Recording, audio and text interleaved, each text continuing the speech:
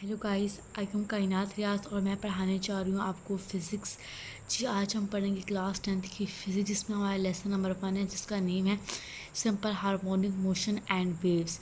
इसके numerical discuss करेंगे आज। हमने 5 न्यूमेरिकल्स पढ़ लिए थे। अगला हमारा 6 न्यूमेरिकल है जी। एक रिपल टैंक में पानी की सतह पर वाइब्रेट करती हुई लकड़ी की टुकड़ी की फ्रीक्वेंसी जी हमारे पास है 12 हर्ट्ज़। इससे पैदा होने वाली वेव की वेवलेंथ जो है वो हमारे पास 3 सेंटीमीटर। उसने कहा कि वेव की स्पीड क्या होगी। ठीक है, हमारा जी 6 न्यूमेरिकल है। उसने ये कहा है कि उसकी जो फ्रीक्वेंसी है वो 12 हर्ट्ज़ है। ठीक है, और उसका जो वेव लेंथ लैम्डा है वो 3 सेंटीमीटर है। सबसे पहले से हम सेंटीमीटर को मीटर में कन्वर्ट करेंगे। 3 डिवाइडेड 100, ओके, और मीटर यहाँ पे आ जाएगा तो हमारे पास आएगा 0.03 मीटर। लैम्डा को हमने सेंटीमीटर से मीटर में कन्वर्ट करके सॉल्व किया। ठीक है, उसके बाद कहा कि उसकी स्पीड क्या होगी।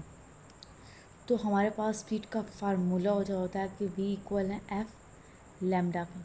v यहीं पे हमारा आ जाएगा। अब फ्रीक्वेंसी हमारे पास कितनी है 12, और हमारे पास लैम्डा कितना है 0.03 मीटर, तो 0.03। ठीक है, अब इस को मल्टीप्लाई करेंगे तो हमारे पास 0.36 ms-1 आंसर आ जाएगा। तो जी ये था हमारा 6 न्यूमेरिकल। आगे देखिए 7 न्यूमेरिकल की तरफ चलते हैं।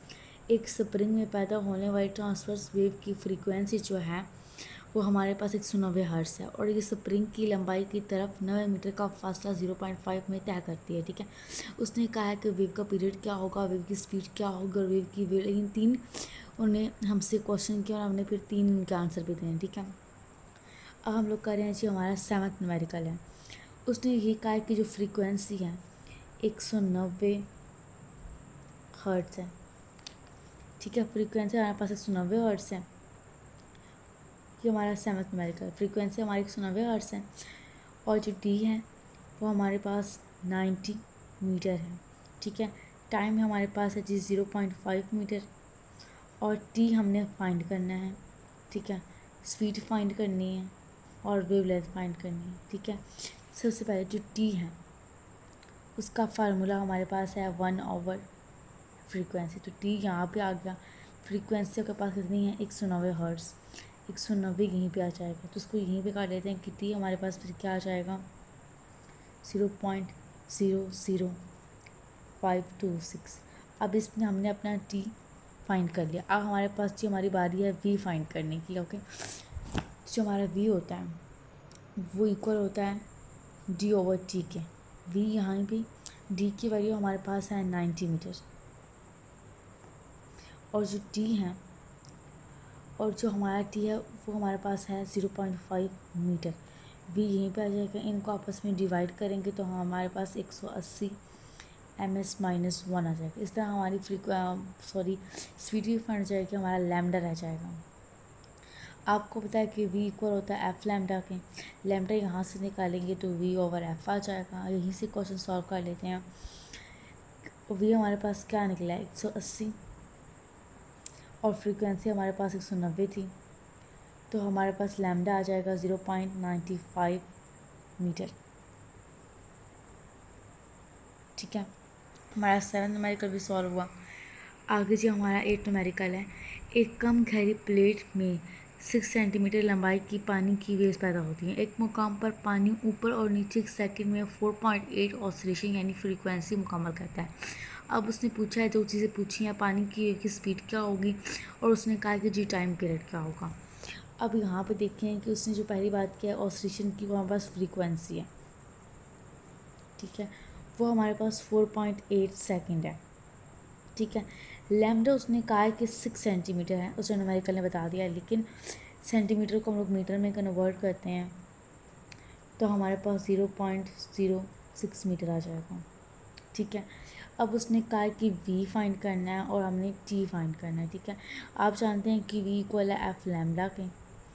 ठीक है, तो v यहीं पे रहेगा, f 4.8 और 0.06, इनको आपस में मल्टीप्लाई करवाएंगे तो हमारे पास 0.29 ms-1 हमारे पास स्पीड आ जाएगी, ठीक है, और हमारे पास टी रह जाएगा। और टी का फार्मूला के पास है जी 1/f, तो टी यहीं पे, फ्रीक्वेंसी हमारे पास कितनी है जी, यहाँ पे हमारे पास 4.8 है, तो इसको पुट कर लेंगे 4.8 में, इनको आपस में डिवाइड करेंगे तो 0.21 सेकेंड हमारा टी आ जाएगा, ठीक है। तो जी हमारा ये 8 न्यूमेरिकल भी सॉल्व हुआ। आगे हम लोग 9th न्यूमेरिकल करते हैं। एक रिपल टैंक जिसकी चौड़ाई 80 सेंटीमीटर है, इसके सिरे से वाइब्रेटर वेव पैदा करता है जिसकी फ्रीक्वेंसी 5 हर्ट्ज और वेव लेंथ 40 मिलीमीटर है। रिपल टैंक गुजरने के लिए वेव को कितना वक्त यानी टी दरकार होगा, ठीक है। हमारे पास ये है 9th न्यूमेरिकल। पहली बात की फ्रीक्वेंसी उसने दी है हमें 5 हर्ट्ज न्यूमेरिकल के अंदर, और डी उसने हमें दिया है कि 80 सेंटीमीटर है, तो मीटर में कन्वर्ट करेंगे तो 0.08, ठीक है, और सॉरी 80 सेंटीमीटर है ना, तो 0.8 आ जाएगा मीटर में, ओके। और लैम्डा उसने कहा है कि 40 मिलीमीटर है, तो 40 डिवाइडेड हम लोग 1000 करेंगे, ठीक है, तो हमारे पास रहेगा 0.04 मीटर, ठीक है। इस तरह लैम्डा बी डी को सब सॉल्व कर लेंगे, ठीक है। उसने कहा है कि हमने फाइंड क्या करना है, वक्त फाइंड करना है, यानी हमने टी फाइंड करना है, तो v इक्वल होता है d/t के। इस फार्मूले से हम लोग अपना टी फाइंड कर सकते हैं, लेकिन हमारे पास ना तो स्पीड है, डी तो है ना स्पीड और ना टी है। स्पीड को फाइंड करने के लिए हम लोग फार्मूला यूज़ करते हैं एफ लैम्डा, ठीक है, v यहीं पे आ जाएगा, f5 है, लैम्डा हमारे पास है जी 0.04, इनके आपस में मल्टीप्लिकेशन होगी तो 0.20 हमारे पास v आ जाएगा, ओके। अब यहाँ पे जो हमारा फार्मूला है उसे पुट कर लेंगे, तो v इक्वल हमारे पास किसके था, d/t के, तो हमारे पास v तो 0.2 आ गया, d हमारे पास कितना है 0.8,